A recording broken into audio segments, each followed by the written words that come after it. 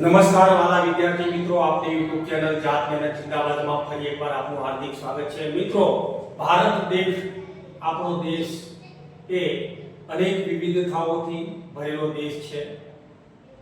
માત્ર કેટલીક કમજોરીઓ જેને આપણે કહી શકીએ એમાં ખાસ કરીને એકતાનો અભાવ, આપણી જે એકતા છે, અખંડિતતા છે, એ એકતાના અભાવને કારણે, આંતર કલહોને કારણે તમે જુઓ તો વિદેશી જે શાસકો છે એમણે ભારત પર આક્રમણ કર્યા। ભારતના શાસકો એની સામે એકજૂથ થઈને લડી ના શક્યા અને પરિણામે એ લોકો ભારતમાં સત્તા સ્થાપવામાં સફળ ગયા। ધીરે ધીરે ભારત દેશ નાના ટુકડાઓમાં વિભાજિત થતો ગયો। મિત્રો, ત્યારબાદ યુરોપીય પ્રજાઓનું આગમન થયું। યુરોપીય પ્રજાઓએ સૌપ્રથમ વેપાર કરવા માટે ભારતમાં આવી, પણ ભારતમાં વેપાર કરવાના બાના હેઠળ એ લોકોએ કોઠીઓ સ્થાપી, એના સંરક્ષણના બાના હેઠળ લશ્કરો લાવવા લાગ્યા। ધીરે ભારતની પ્રજા સાથે અમાનુષી અત્યાચારો કરવા લાગ્યા। ભારતની પ્રજાને એ લોકો ગંદી પ્રજા, ગોબરી પ્રજા, રોગિષ્ઠ પ્રજા, અબુધ પ્રજા આવા ઉપનામો આપતા અને ભારત પર શાસન કરતા ગયા। મિત્રો, અંગ્રેજોએ સૌપ્રથમ પ્લાસીનું યુદ્ધ કરીને એમાં વિજય મેળવ્યો સિરાજુદ્દૌલા સામે અને ત્યારબાદ 24 પરગણાની જાગીર મેળવી લીધી। આ એમની રાજકીય પ્રથમ સફળતા। ત્યારબાદ બક્સરનું યુદ્ધ થયું। બક્સરના યુદ્ધમાં પણ એમણે બંગાળ, બિહાર અને ઓરિસ્સા જે ભારતના સૌથી મોટા પ્રાંત કહી શકાય અને એમાં મહેસૂલી સત્તા એટલે કે દિવાની સત્તા મેળવી। તમે એની કુટિલ નીતિઓના જો જોઈએ, એ વખતના સમયગાળાનો ઇતિહાસ આપણે તપાસીએ તો મિત્રો, અંગ્રેજો ભારતમાંથી કાચો માલ લઈ જતા અને એને પાછો ભારતની અંદર તૈયાર માલ તરીકે વેચતા। એટલે બે બાબતે એને નફો થતો। કાચો માલ સામાન લઈ જાવ એટલે કાચા માલનું એક પ્રાકૃતિક કેન્દ્ર એને મળી ગયું અને બીજું જે છે, ભારતના વસ્તી વધારાને કારણે ભારતને પુષ્કળ બજાર એમને વિશાળ પાયામાં મળી ગયું, એટલે અઢળક નફો મેળવતા। હવે એમની સામે કેટલાક બળવાઓ થયા। એ બળવાઓમાં 1857નો વિપ્લવ પણ થયો, એની પણ કેટલીક નિષ્ફળતાઓ થઈ। કેટલાક કારણો એના માટે જવાબદાર છે મિત્રો, વિગતે ક્યારેક ચર્ચા કરીશું, પણ 1857નો વિપ્લવ પણ નિષ્ફળ થયો। ત્યારબાદ એમની સામે જે જુવાળ ચાલી અને છેલ્લે 1947માં અંગ્રેજોએ આપણા દેશમાંથી સંપૂર્ણપણે ભારતના સ્વતંત્રતા સોંપીને વિદાય લીધી। તો અહીંયા આપણે જોઈએ છે કે 200 વર્ષના ગાળામાં એમણે ભારતને સંપૂર્ણપણે લૂંટી લીધું છે। મિત્રો, હવે ફરજ આવે છે આપણા દેશમાં આપણું બંધારણ, આપણું સંવિધાન હોય તો ડોક્ટર બાબા સાહેબ આંબેડકર સહિતના તમામ વિદ્વાનો એમણે બંધારણની રચના કરી। એ સંવિધાન વિશેની આજે આપણે ચર્ચા કરી છે। મિત્રો, સંવિધાન કેવી રીતે રચાયું એના માટેના વિડિયો અગાઉ આપણે બનાવી ચૂકેલા છીએ અને એ વિડિયો તમને ડિસ્ક્રિપ્શન લિંકમાં જોવા મળશે। ડોક્ટર બાબા સાહેબ આંબેડકર વિશે પણ તમને કેટલાક વિડિયો, એમના જીવન કથન વિશે પણ જોવા મળશે। આજે આપણે સંવિધાન વિશેની ચર્ચા કરી છે। તમામ સ્પર્ધાત્મક પરીક્ષાઓ આપતા વિદ્યાર્થી મિત્રો અને જે દર્શકો જેને રસ છે સંવિધાનમાં, એવા લોકોને માહિતી આપવા માટે એક સરસ મજાનો નમ્ર પ્રયાસ થાય છે। મિત્રો, આજે આપણે બંધારણ વિશેની ચર્ચા કરવી છે, ભારતના સંવિધાન વિશેની ચર્ચા કરવી છે, એની મૂળભૂત બાબતો વિશેની ચર્ચા કરવી છે। તો આવો મિત્રો, આપણે વિડિયોની શરૂઆત કરીએ। વિડિયોને અંત સુધી જોવાનો છે, એને લાઈક, શેર અને વધુમાં વધુ શેર કરવાનો છે, એને સબસ્ક્રાઇબ પણ કરવાનું છે હજુ સુધી નથી કરી તો, અને એની નીચે બેલ આઇકન જે છે એને તમે ટચ કરી દો। મિત્રો, આના તમામ સિરીઝ, સંવિધાનને લગતી આખી સિરીઝ, એનો સૌપ્રથમ વિડિયો તમારી સામે પ્રસ્તુત થાય। આવો મિત્રો, વિડિયોની શરૂઆત કરીએ।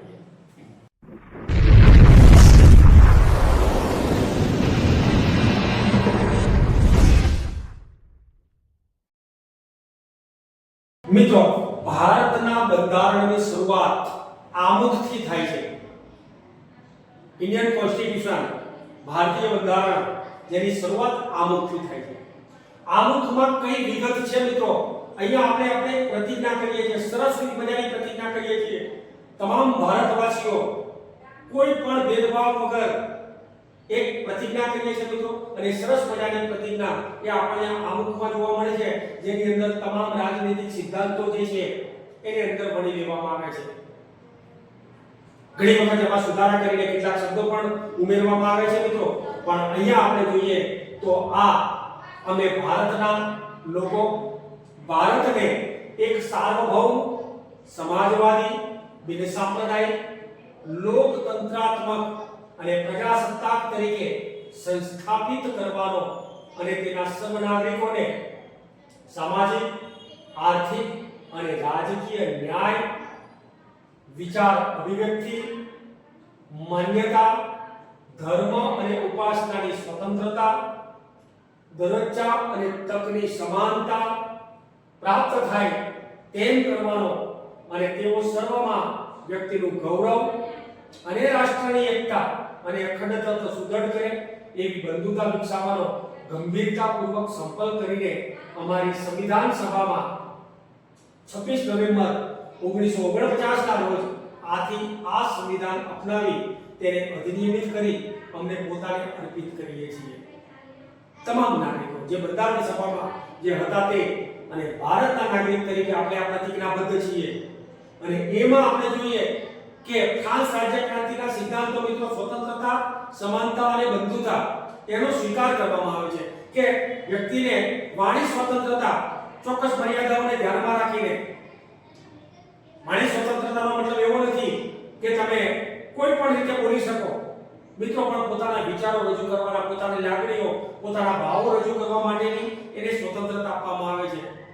ધર્મની સ્વતંત્રતા આપવામાં આવે છે, ધર્મ પાળવાની, ધર્મ વિશે વિચારવાની, તમારે રૂઢિઓ પરંપરાઓને જાળવી રાખવાની એ બંધારણે સ્વતંત્રતા આપેલી છે. સમાનતા, ઇક્વાલિટી આપણે જોઈએ છે, ફ્રીડમ અને ઇક્વાલિટી. તો ઇક્વાલિટી એટલે કે સમાનતા શું છે? તો દરેક નાગરિક, એમાં પછી સ્ત્રી પુરુષ, ધનિક ગરીબ, જાતિ ધર્મ કોમ કોઈ પણ ભેદભાવ વગર તમામને એક સરખા હકો આપવામાં આવે છે મિત્રો. તમામને સરખા હકો એ આપણે મૂળભૂત હકોમાં ચર્ચા કરીશું. ત્યારબાદ બંધુતા, બ્રધરહુડ, ભાઈચારો. દરેક ભારતીય નાગરિક એ પરસ્પર ભાઈચારાની ભાવનાથી જો એ આગળ આવશે તો મિત્રો આપણે આપણું સાર્વભૌમત્વ, આપણે આપણું પ્રજાસત્તાક રાજ્ય એની અખંડિતતાને જાળવી રાખીશું મિત્રો. તો આવી આપણે પ્રતિજ્ઞા આમુખમાં લઈએ છીએ.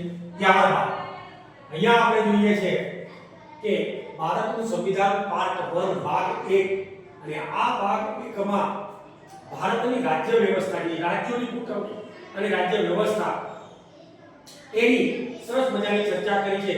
તો અહીંયા આપણે એના વિશેની સમજૂતી મેળવી છે કે ભારતના રાજ્યો કેવી રીતે આપણે એ રાજ્યોનું ઘડતર કરવાનું, કેવી રીતે એક રાજ્યમાંથી બીજા રાજ્યમાં ફેરફાર કરી શકાય, એનું નામ બદલી શકાય. સૌપ્રથમ આપણને ઘણી બધી મુશ્કેલીઓ પડી છે જ્યારે ભારતીય સંઘ એને વિવિધ રાજ્યોના દરજ્જા આપવામાં આવે છે ત્યારે એને 4 ભાગોમાં અબખડ એવા ભાગોમાં વહેંચવામાં આવે મિત્રો. અને ત્યારબાદ હૃદયનાથ કુંજરુ જે છે, કનૈયાલાલ મુનશી છે, સરદાર વલ્લભભાઈ પટેલ છે, અને એ લોકોના પ્રયત્નોથી ભાષાને આધારે રાજ્યોના કેટલાક વિભાજનો ત્યારબાદ પણ ઘણા બધા સમય પછી પણ થયેલા છે. એમાંથી ઘણા બધા રાજ્યો એ એક રાજ્યમાંથી બીજું રાજ્ય અલગ થયું છે, એના સમાન સીમાઓ અથવા તો સરહદોના નવા સીમાંકનો પણ થયેલા છે.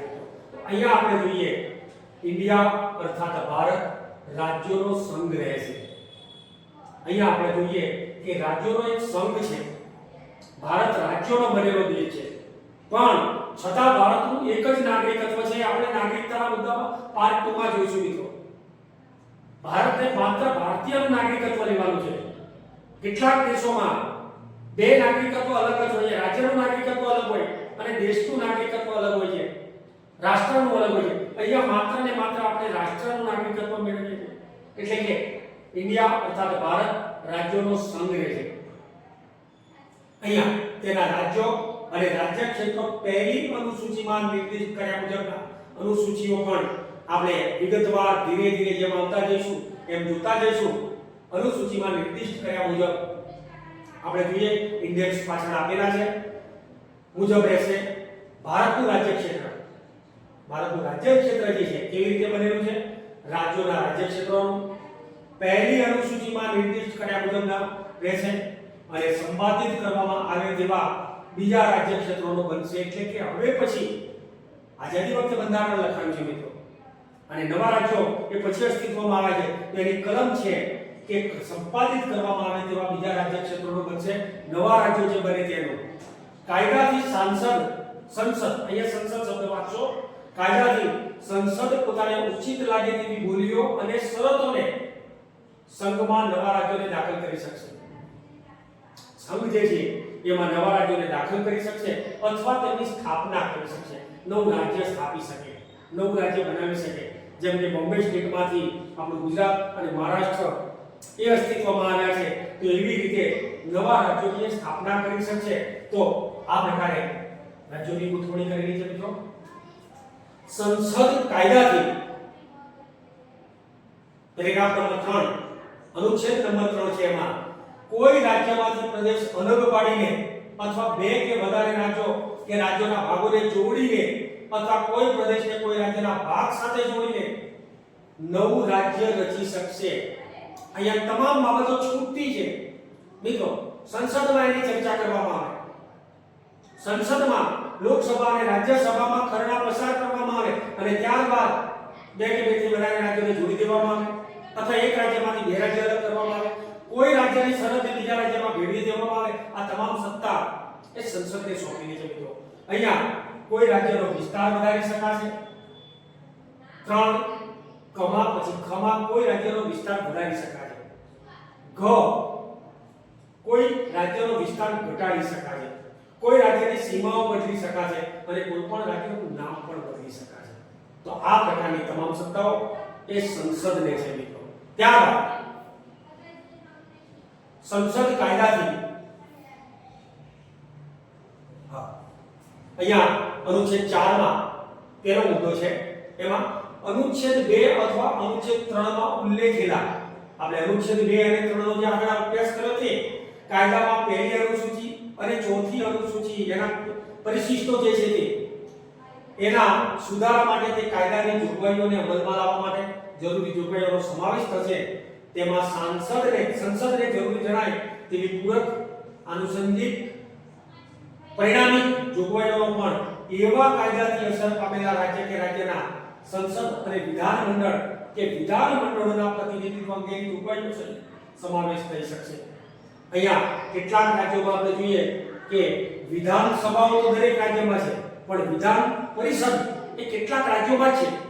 તો વિધાનમંડળો જે છે એની પ્રતિનિધિત્વ અંગેની જોગવાઈઓ, આ તમામ બાબતોનો ઉલ્લેખ આ અનુચ્છેદમાં કરવામાં આવ્યો છે મિત્રો. એટલે કે 2 અને 3 માં કોઈ ઉલ્લેખ કરેલો છે એવા ઉદ્દેશ્ય સાથે તેવી પૂરક આનુષંગિક અને પારિમાણિક જોગવાઈઓનો પણ આ કાયદા અનુસાર અમલ કરવામાં આવશે, જેની સંસદમાં ચર્ચા થઈ રહી છે. ઉપર જણાવ્યા પ્રમાણેનો કોઈ કાયદો અનુચ્છેદ 368 ના હેતુ માટે આ સંવિધાનનો સુધારો ગણી શકાશે નહીં. 368 એ પરિચ્છેદ આપણે આગળ જોઈશું. ત્યારબાદ મિત્રો અનુચ્છેદ નંબર 5 આ સંવિધાનના આરંભે જેનો ભારતના રાજ્ય ક્ષેત્રમાં વસવાટ હોય. હવે ભાગ 2 છે, આપણે ભાગ 2 ની ચર્ચા કરીએ. એમાં નાગરિકતા વિશેની છે. તો આ સંવિધાનના આરંભે જેનો ભારતના રાજ્ય ક્ષેત્રમાં વસવાટ હોય એવા એમાં 5 અનુચ્છેદ 5 ની ક વિભાગમાં જે ભારતના રાજ્ય ક્ષેત્રમાં જન્મેલો હોય અથવા જેના માતા પિતામાંથી કોઈ પણ ભારતના રાજ્ય ક્ષેત્રમાં જન્મેલો હોય અથવા જે આવા આરંભથી તરત પહેલા ઓછામાં ઓછા 5 વર્ષથી ભારતના રાજ્ય ક્ષેત્રોમાં સામાન્ય રીતે વસવાટ કરતા હોય અથવા તો આવ્યા હોય તેવી દરેક વ્યક્તિ ભારતની નાગરિક ગણાશે. 3 બાબતો આપણે ધ્યાનમાં લેવાની છે મિત્રો. ભારતનું રાજ્ય ક્ષેત્ર જે સીમાઓ છે એ સીમાઓમાં જેનો જન્મ થયો હોય અથવા જેના માતા પિતાનો સીમાઓમાં જન્મ થયો હોય અથવા જે આ બંધારણ અમલમાં આવે છે તેના 5 વર્ષ પહેલાથી ભારતના રાજ્ય ક્ષેત્રમાં સામાન્ય રીતે વસવાટ કરવા માટે આવેલા હોય તો એમને ચોક્કસ પ્રક્રિયાઓ પસાર કર્યા પછી ભારતના નાગરિક તરીકે એમને સ્વીકારી લેવામાં આવે છે મિત્રો. અહીંયા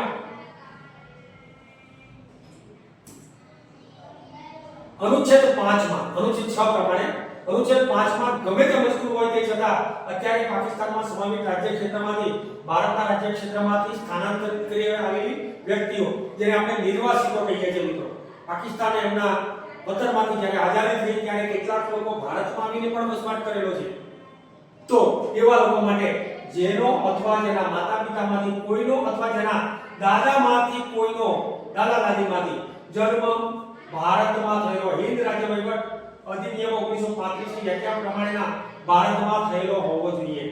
હવે અહીંયા છૂટછાટ આટલી છે કે જેના એનો પોતાનો જન્મ ભારતમાં થયો હોય, જેના માતા પિતામાંથી કોઈ એકનો જન્મ ભારતમાં થયો હોય અથવા દાદા દાદીમાંથી પણ કોઈ એકનો જન્મ ભારતમાં થયો હોય તો તેને અધિનિયમ 1935 હિન્દ વહીવટ અધિનિયમ 1935 ની વ્યાખ્યા પ્રમાણે એને ભારતના નાગરિક ગણવામાં આવે છે. ખ 1 માં જેને સન 1948 ના જુલાઈ મહિનાની 19મી તારીખ પહેલા, ખાસ યાદ રાખજો, જેને સન 1948 ના જુલાઈ મહિનાની 19મી તારીખ પહેલા આ રીતે સ્થળાંતર કર્યું હોય અને સ્થળાંતરની તારીખથી સામાન્ય રીતે ભારતના રાજ્ય ક્ષેત્રમાં રહેતી આવ્યું હોય અથવા